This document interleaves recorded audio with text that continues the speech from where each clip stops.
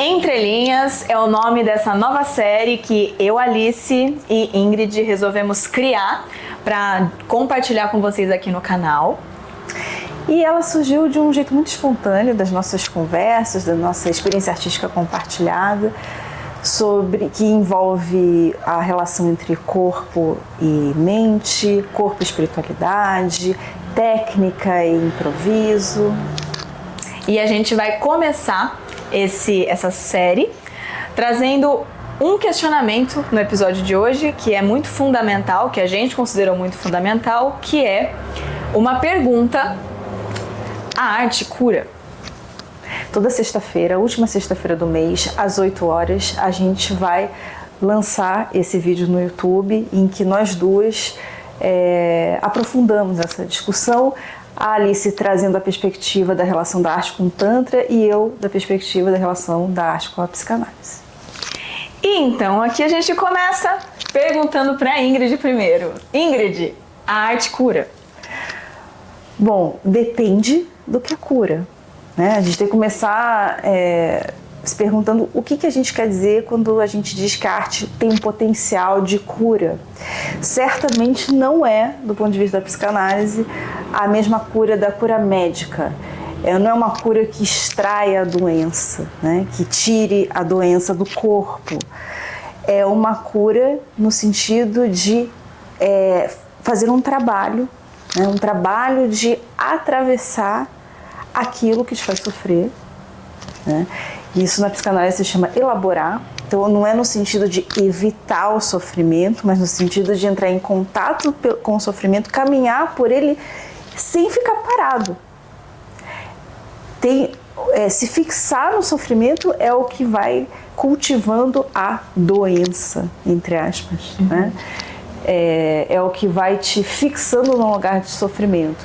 Então a arte, ela tem um potencial de cura, né? Que fica claro. Sublinhar, não é que necessariamente vai curar. A arte pode te levar também para um caminho de adoecimento. Que a gente já vai entrar daqui a pouquinho. Mas a arte, ela tem um potencial de cura na medida em que ela pode ser aquilo que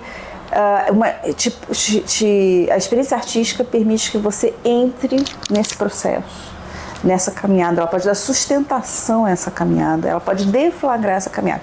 Então, neste sentido, sim, a arte pode curar. Você falando sobre a questão da cura, né, me veio uma reflexão assim, de que a cura, ela é um processo, né, de ressignificação, em que a gente, em primeiro lugar, para conseguir ressignificar, você primeiro precisa perceber qual é o significado que ele tem, né? Então tem alguma questão, alguma coisa, alguma pessoa que te gera um sofrimento, uma inquietação, uma dor. E primeiro a gente precisa entrar em contato com isso, atravessar, para perceber qual o significado que isso tem, e aí com a compreensão de que a cura, ela vai estar em a gente ressignificar isso e não na gente tirar o problema, né? Tirar a causa, bem entre aspas, né? Uhum. Se eu tenho, sei lá, um problema com meu pai, a cura não vai ser em me afastar do meu pai, porque eu tô só, né, tirando ali o que a princípio parece ser a causa do problema e que na verdade não é. A ideia é a gente exatamente, por perceber que eu tenho problema com meu pai, eu tô aqui criando uma ideia, né? Eu aprofundo a minha relação com ele, atravesso as minhas dores, os meus, né, desconfortos que eu tenho com ele, e percebo que, na verdade, todas as minhas dores, elas estão vindo por um significado que eu trouxe para ele, né, para nossa relação, enfim. E aí eu, a partir disso, ressignifico, porque esse significado, ele não é real, né? Ele é uma construção que veio mental, interna. E eu acho interessante porque esse pai, né, não é o pai pessoa, é o pai interno, né? Sim, é a figura. É aquilo que... o significado que você atribuiu àquele pai. Pode até ser que seja necessário se afastar do pai para ressignificar o pai interno. Então, eu não sei como que isso se conecta, imagino um pouco, com o próprio Tantra, né, com a espiritualidade, que também é um caminho de atravessar, né, de não fugir de aceitar que a vida é feita de sofrimento também. Sim. Né? Não ficar num lugar de evitação, porque no fundo a gente não consegue evitar. E se a gente cai nessa intenção de ficar evitando, a gente só começa a brigar com a gente mesmo. Porque a cada vez que a gente não consegue evitar, a gente fica bravo com a gente mesmo, a gente se pune por isso. E pela experiência minha, né, no Tantra Jazz com você, eu vi muita afinidade disso, né, de como fazia da experiência da dança uma experiência de abraçar todos os sentimentos. Sim. Atravessar esses sentimentos até que eles se transformem numa outra experiência. Uhum.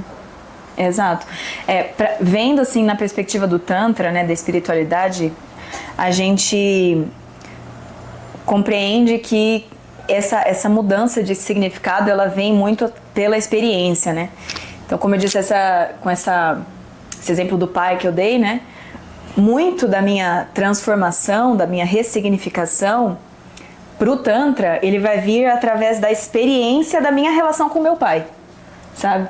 Então eu vou e me abro para me relacionar com esse pai, né? E a partir dessa abertura, aí com uma outra mente, que não é uma mente de resistência, né? Que eu falo, não, porque meu pai é aquilo, Não, calma, Alice, eu tô sofrendo, né? Acho que eu lembro que um dos meus maiores mentores, ele falou uma coisa que acho que é muito real, assim, que o despertar espiritual, ele não é uma coisa assim, tipo, de repente vira uma chave e tipo, aí eu vi uma luz e aí agora eu sou iluminado, sabe? O despertar espiritual é quando a ficha cai uma seguinte ficha, que é: eu sou responsável por tudo que acontece na minha vida. Essa noção de autorresponsabilidade. Então, se eu tenho um problema de relação com meu pai, seja com quem for, é minha responsabilidade. Não resolver a relação, porque também tem responsabilidade do pai, mas resolver a minha dor com esse pai, né? Resolver a minha dor com essa... com seja lá o que for. Esse pai que você com esse pai que eu introjetei, né?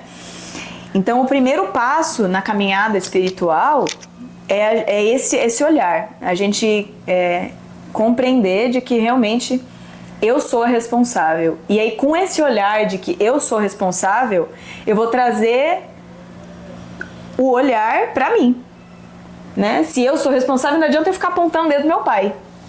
Eu sou responsável pela minha dor, pelo meu sofrimento. Então, eu vou olhar pra mim. Eu vou olhar pra qual o significado que eu dei, né? Seja por condicionamentos ou, né? Enfim. Mas eu vou olhar para o que eu, né, para mim, para o meu lado ali da história. E a partir disso, eu consigo me abrir para a relação com meu pai, porque eu paro de apontar o dedo, eu saio desse lugar do ego de tipo assim, eu sou vítima, né? Tipo, não, tudo aconteceu comigo e aí tudo vai caindo em cima de mim. E não, o processo espiritual é um processo de empoderamento, né, em que a gente se firma na gente e fala, bom, então agora o que eu posso fazer? Né? Agora eu vou o quê? Vou atravessar. E Tantra é esse grande atravessamento, sabe? Atravessamento da vida, assim. Seja das coisas positivas ou das coisas negativas, né? As coisas boas e ruins, coisas agradáveis, desagradáveis. É essa abertura para tudo. Essa que é a beleza do Tantra, assim. Só que é bem desafiador, porque à medida que a gente quer se abrir, beleza, a gente se abre só pro prazer, né? Aí não dá, às vezes nem pro prazer. E às vezes a gente acha que tá se abrindo pro prazer e de verdade não tá. Porque na verdade, esse canal de atravessamento é o mesmo. O canal que eu abro pra sentir dor é o mesmo canal que eu abro pra sentir prazer, porque é o canal do sentir, é o canal do atravessar, é a minha capacidade de atravessar a experiência. A partir do momento em que eu não quero sentir dor, que eu quero me bloquear de algum sofrimento, eu estou me bloqueando de experiência. Naturalmente eu estou me bloqueando do prazer também. E aí eu compenso isso com algumas como eu vou falar? Vou trazer compensações que podem ser inclusive a arte.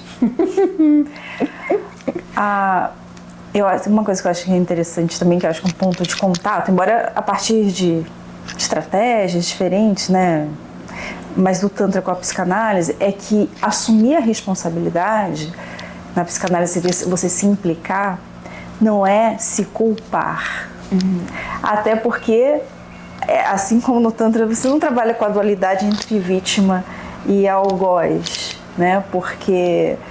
Então, eu acho que uma das coisas mais difíceis de trabalhar na clínica aí em si mesmo, e que eu acho que o Tantra, ele me ajuda a trabalhar isso de um jeito muito corporal, é essa abertura a partir da diluição de dualidade. Então, não sair do lugar de vítima não significa ocupar o lugar de algoz do outro ou de si mesmo. Significa assumir a responsabilidade pela sua relação com as suas emoções, que é só o que dá para fazer. O outro a gente não muda, já é difícil o suficiente, é bem difícil já de fazer. E essa possibilidade que justamente é tão difícil que a gente prefere escapar pela tangente, a gente prefere ou culpar o outro, a gente prefere esconder aquela emoção da gente mesmo, e a gente sabe por experiência própria que isso tudo não dá certo, né? A coisa volta, e geralmente volta com intensidade, volta com um sentimento que você não consegue nem identificar de onde veio, uma angústia generalizada. Então, essa responsabilidade, ela não é culpa, mas ela é muito difícil. Sim. Né? Ela é muito difícil porque a gente se protege das nossas emoções porque a gente tem motivo para se proteger. Porque a vida é difícil. Porque as emoções são difíceis. Então, todo mundo tem, do ponto de vista da psicanálise, todo mundo tem que ter defesa. Porque ninguém dá conta de tudo. Mas quanto mais você puder ir entrando em contato com as emoções, diminuindo, baixando as suas defesas, mais chance você tem de tornar a sua vida, de expandir a sua vida, de expandir a sua experiência de vida, de tornar a sua vida mais rica de emoções, mais vivida mesmo, mais pulsão de vida, como se diz na psicanálise. Sim. Agora, e aí a questão da arte, eu acho que tem um ponto do potencial da arte e do risco, que tem as duas coisas, né? O risco de uma face destrutiva e autodestrutiva da arte e o potencial de cura. E que estão, de alguma maneira, em algum grau, relacionados ao quanto a gente tem ou não condições de se abrir para essas emoções todas. O quanto a gente tem ou não condições de baixar essas defesas. A arte pode ser, muitas vezes a experiência artística, ela te pega no contrapé, ela baixa suas defesas. E isso pode te abrir um caminho de ressignificação. Mas ela também pode te deixar muito desamparado. Então tem um lado, é um caminho, é um atravessamento arriscado. Na minha música, fazendo um jabá, pequeno jabá, um balé inquietante, eu tenho um trecho da música que eu falo: a bailarina arrisca quando se faz artista. E o que eu estava na cabeça quando eu pensei isso? É que ser artista é ousar ter uma abertura para aquilo que você não controla, para aquilo que você não domina, você se deixa penetrar assim, para o que vier. Uhum. Mas é um risco, arrisca, na medida em que você pode suportar sem quebrar. Porque você pode quebrar. E muito artista quebra. E não só artista, muitas pessoas que, na experiência artística, apreciando uma determinada obra, quebra também. Uhum. Quebra com um filme, quebra apreciando um quadro. É comum relatos de pessoas que tiram a própria vida escutando uma música que é quase que sustenta o caminho da autodestrutividade. Então, e não é porque a experiência artística ela seja boa ou ruim em si, mas ela é uma experiência que você precisa tanta abertura para o que vier, que você corre o risco de, em determinadas condições, ou nos momentos da sua vida, ou em função das condições do contexto ambientais, você não dá conta. Agora, quando você dá conta dessa experiência artística, ela pode ser transformadora de um jeito muito profundo de quem você é. E a questão aí é como dar conta, né? E que eu acho que o grande caminho de como dar conta é entrando em contato com as emoções, é ir se abrindo, sabe? Porque a gente não dá conta quando vem uma tsunami e você não tá com o arcabouço ali sustentado, sabe? E quanto mais a gente vai entrando em contato com as emoções, mais a gente se ancora e tem a força de bancar a emoção que tá vindo, sabe? Quanto mais... E inteligência emocional é isso. Inteligência emocional é a nossa capacidade de atravessar as emoções, ou melhor, de deixar as emoções nos atravessarem. Eu acho que porque a emoção a emoção, ela não tá lá e a gente atravessa ela. A gente tá aqui e a emoção e ela vem. Pá. Ela vem. E aqui a gente tá falando de qualquer emoção, né? Tristeza, alegria. Porque tem muita gente que tem dificuldade de vivenciar a alegria. Que não consegue sorrir, sabe? Não consegue se divertir. A gente tá falando de raiva, a gente tá falando de frustração, de qualquer coisa que vem, sabe? E todo esse processo, ele é um processo que ele precisa ser... Ele é construído, sabe? Não é de um dia pro outro que você vai conseguir acessar a raiva. Não é de um dia pro outro que você vai conseguir sair sorrindo pra todo mundo, sabe? De verdade, né? É um processo assim devagarzinho você vai, nossa, tô com raiva. Calma. Aí, quando a gente percebe o momento, você primeiro precisa estar atento, né? Que é aí que a gente entra com a espiritualidade, a consciência plena, assim. Eu preciso estar cada vez mais me policiando, né? Pra estar atento ao que está acontecendo dentro de mim. Porque a tendência é, acontecer alguma coisa dentro de mim, eu já aponto pro outro. Ah, tô com raiva daquela pessoa. Não, você tá com raiva. Ponto. Não tem daquela pessoa, né? Eu paro com a minha emoção em mim. E aí eu deixo ela passar. Então eu falo até que... eu falei essa semana agora, numas aulas de yoga eu tava dando, que a desarmonia, o desequilíbrio é a gente não gritar quando a gente tá com raiva. Porque a raiva, ela é uma energia que pede agressividade. A diferença é, eu não falei que a gente precisa xingar outra pessoa. Vai gritar com o outro. Você não vai gritar com quem te deixou com raiva. Você vai gritar. Ponto. Porque você não tá com raiva do outro, você está com raiva. A raiva veio, te atravessou por várias significações que você tem, porque essa mesma pessoa vai fazer a mesma coisa com outra pessoa e uma outra pessoa não vai ficar com raiva. Então não é a pessoa, né? Foi o significado que você deu para aquela atitude que a pessoa tá fazendo que te deixou com raiva. E aí a gente percebe que vem essa raiva e aí deixa ela ali com você e trabalha para expressá-la de uma forma que não tem nada a ver com a outra pessoa, porque a raiva é sua, não é da pessoa. E aí, no caso do Tantra Jazz, isso... Você pode expressar... A dança pode ser uma forma de expressão da raiva? Pode ser, nesse sentido, que a arte poderia ser um caminho de cura? Porque te permite entrar em contato... Expressa aquilo, você não tá dando soco em ninguém, mas tá fazendo um negócio assim. Você tá fazendo... Você pode até fingir que tá dando soco, né? Você pode, inclusive, fingir que tá dando um soco.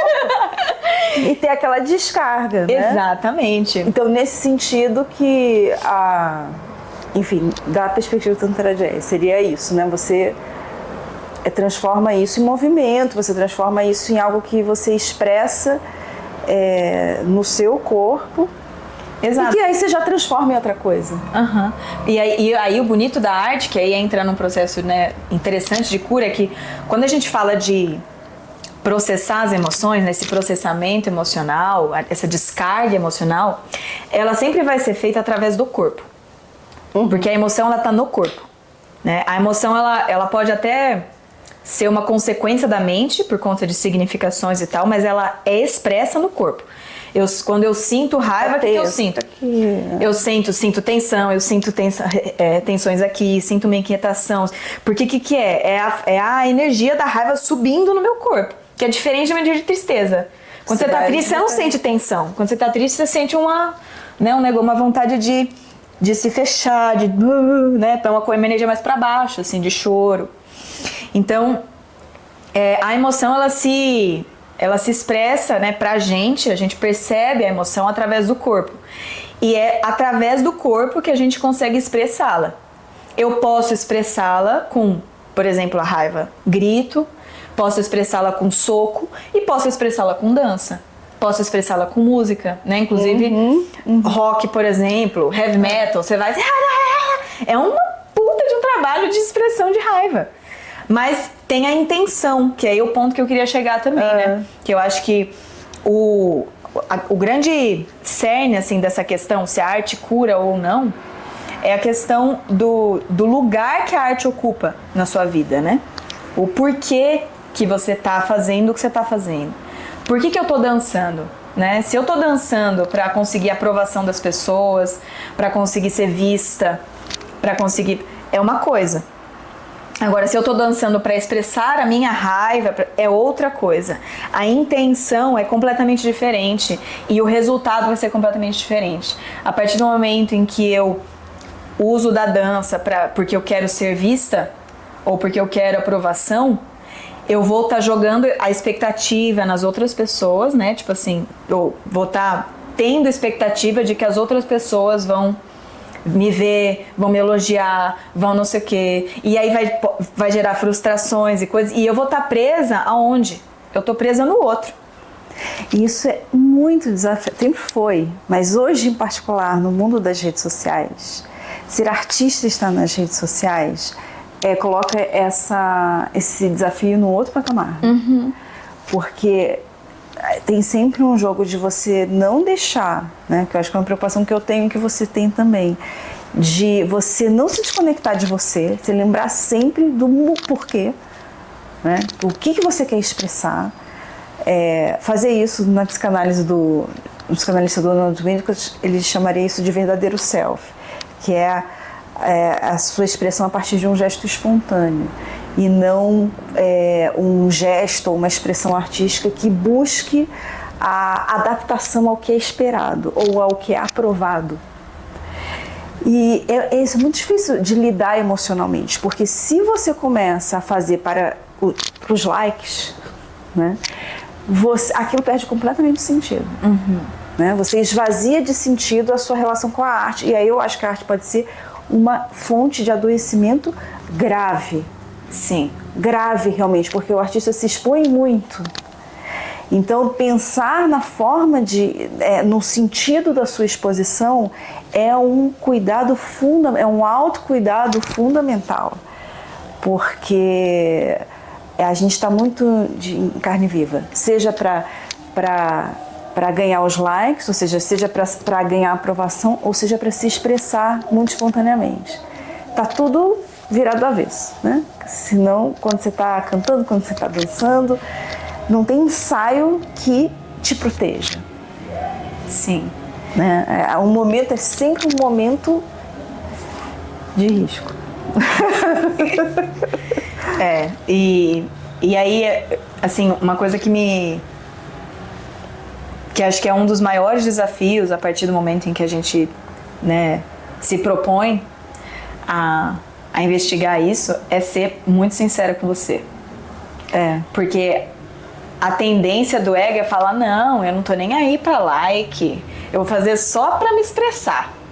Só que daí se alguém chega e fala mal, ou se você posta e não curte, ou sei lá, se você foi pra uma competição e não ganhou, né, tipo, seja lá qual for o seu canal de exposição,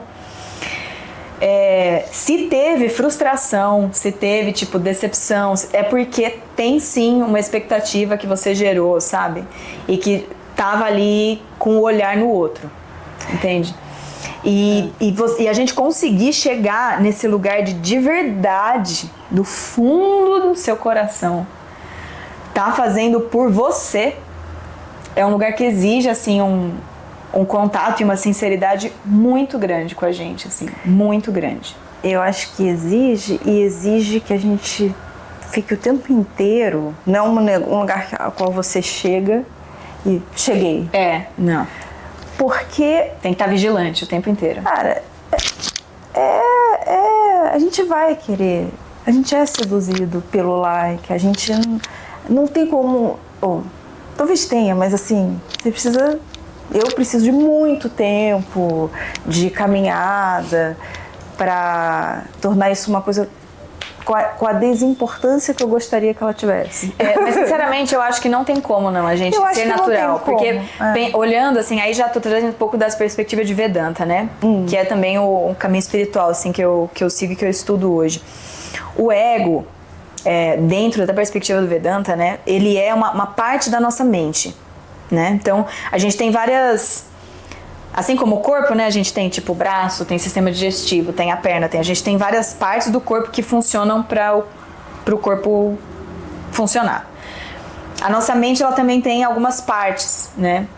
Uma das partes é a memória, outra das partes é esse pensamento mais aleatório, assim, criativo, é a capacidade criativa da mente de fazer conexões, assim.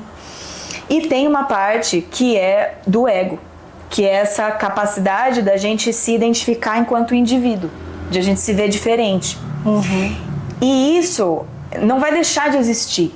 Do mesmo jeito que, tipo, minha perna vai continuar aqui, né? A não ser que ela seja amputada, assim, mas não dá pra amputar o ego da mente, né? Tipo assim, a grande questão é a gente ter a consciência de que o ego tá lá e aprender a lidar com ele. Então eu vou perceber que meu ego, tipo assim, meu ego tá querendo ser visto, não sei o que, tal, mas reconhecer, e aí eu vou conseguindo lidar mais facilmente com ele, eu consigo perceber antes, sabe? Eu consigo dialogar com esse ego, mas... E aí essa relação entre a gente, né, o ser assim, mais consciente... E o ego, ela vai se tornando mais fácil, mais fluida. Mas ele vai continuar sempre aí. Essa ideia de conversar eu achei muito, muito bacana, porque não é de criticar. Não. Né?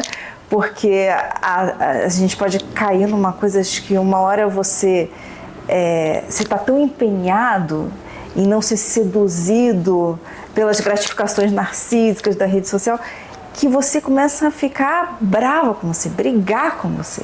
Mas isso também não deixa de ser uma outra forma de você, de buscar uma gratificação narcísica. Então eu sou uma pessoa tão desapegada da rede social, eu sou uma pessoa tão elevada. Não, tem uma parte que...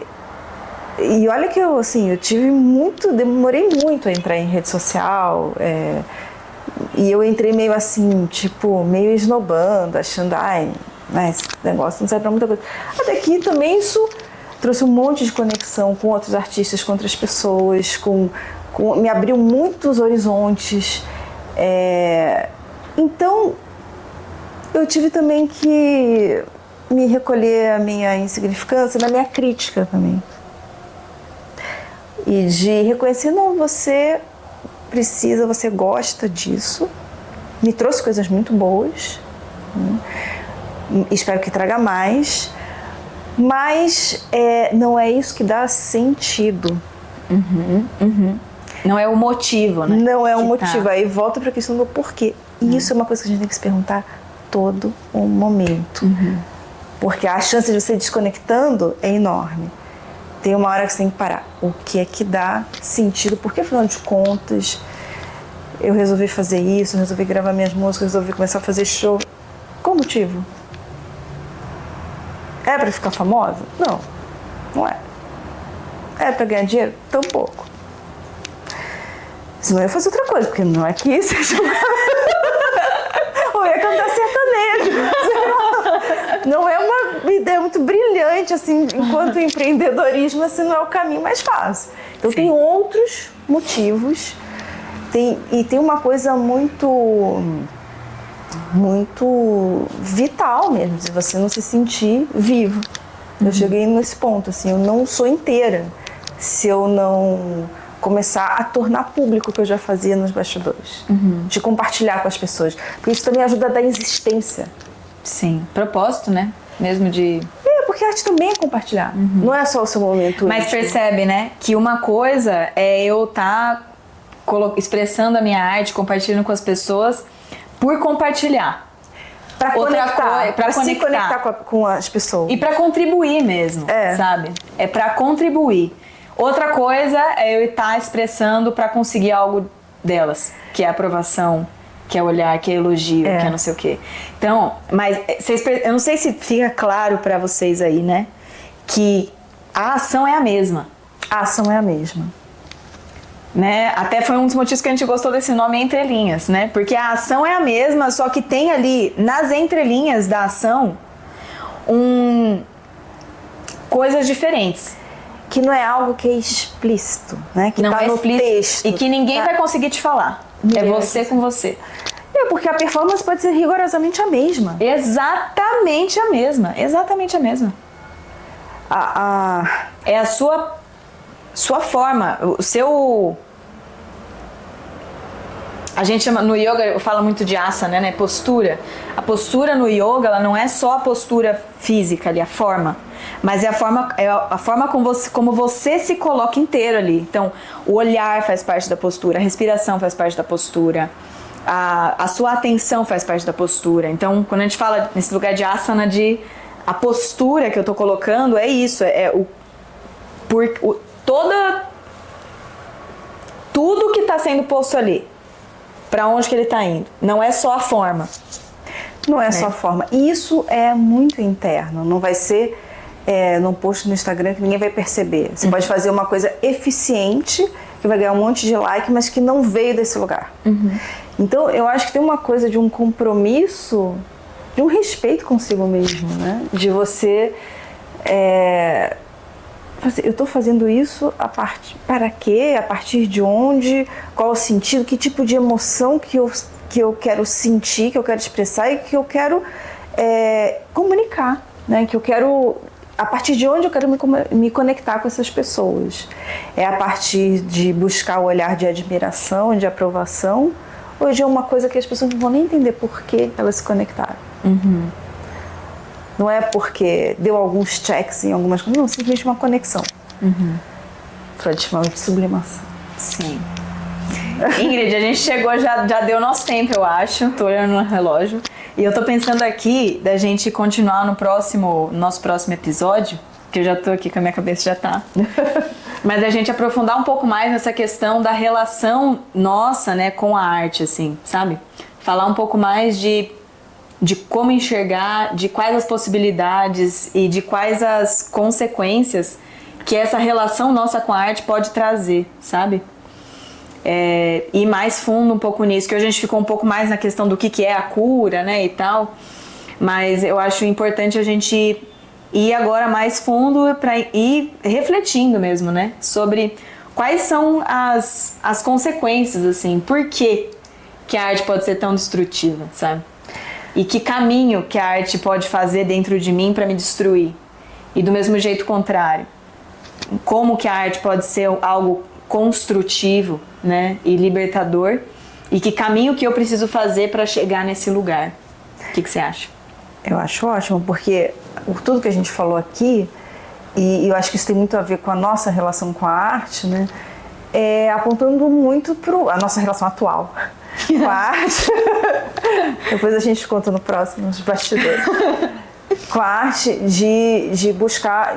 Que a arte realmente... A minha relação atual com a arte, a sua relação atual com a arte, a arte tem sido um caminho de cura, né? Um caminho de cuidado mesmo, de autocuidado. Né? Mas todos nós corremos o risco e nós já visitamos esses lugares. Acho que você tá a gente corre o risco, mas a gente fala aí de um lugar de fala, porque a gente já passou por isso. E vamos combinar, quem nunca? Quem nunca, sim. Seja você artista ou não. Em que momento a arte acabou despertando impulsos autodestrutivos, né? E eu acho que isso é uma coisa muito importante de se falar. Porque para não cair numa coisa idealizada, numa perspectiva idealizada, a arte, porque não é assim. Aliás, nada é assim, né? Não tem essa pílula que vai resolver tudo. Então, nem a psicanálise vai fazer isso, nem o tantra vai fazer isso, nem a arte vai fazer isso. Então, para que a gente possa se apropriar desse potencial transformador, que é nesse sentido que a gente ressignificante, né? Nesse sentido que a gente está dando a cura, tem várias coisas que a gente precisa, sobre as quais a gente precisa falar. Né? Cenas dos próximos capítulos. Estou super empolgada. Mês que vem tem mais. Estamos super felizes de estar aqui, né, criando esse novo espaço. Então, se você gostou, compartilha com alguém que você acha que também, né, partilha dessa mesma ideia. Pode comentar aqui embaixo também ideias de próximos temas. Insights que vocês tiveram, coisas que vocês gostaram, algo que vocês não concordem, que vocês também queiram debater. A gente está super aberto e acho que inclusive é um caminho, né? Trazer esse debate aqui. E é isso. Nós estamos sempre cada vez mais, né, procurando estar abertas às emoções e aos debates, né, às reflexões. E isso que nos impulsionou a fazer essa série. Uma necessidade de aprofundar questões que a gente não conseguia nas nossas redes, né? E a gente buscou então esse caminho de aprofundar. Então o convite é que vocês possam conversar com a gente aqui, para que a gente possa ir aprofundando a conversa. E aí, para encerrar, quero trazer um convite para vocês de refletir sobre qual lugar que a arte ocupa dentro de vocês, de verdade. E procurar investigar isso na experiência, não só na mente, né? Tipo, você deitado lá no sofá, que é o lugar que... Não. Na hora que você vai fazer sua arte, qual que é o desejo ali por trás, sabe? O que te motiva, o que te tira vontade de fazer. Que acho que é na experiência que você vai entendendo, sabe? Alguém olhou torto pra mim e não quero mais fazer. Então, será que realmente a arte tá nesse lugar? Sabe? Façam essas investigações e se quiserem, compartilhem aqui com a gente. Então é isso. Beijo no coração. Beijo.